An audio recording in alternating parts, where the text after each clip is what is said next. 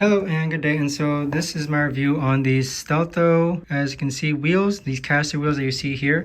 And so if you work from home and your office is dealing with carpet, this is where these come in handy. Okay, so right now I pretty much have a pretty thick carpet, so it's not like my old home.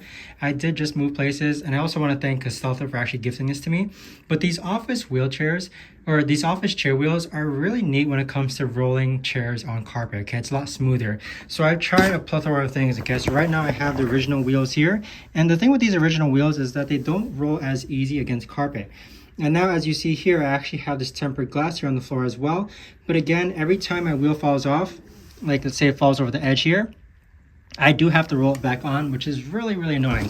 And so that's where these Stealtho office chair wheels come in handy, in which these wheels, it's less friction. It's just one wheel as compared to like these thicker area surface wheels. And so that's where these come in handy. And so I can't wait to try them out. I'll be posting another video on how they actually work. But I have used these type of wheels before, in which they are just a really neat set of office chair wheels when it comes to rolling your office chair onto carpet. So with that being said, I plan to have no problems whatsoever.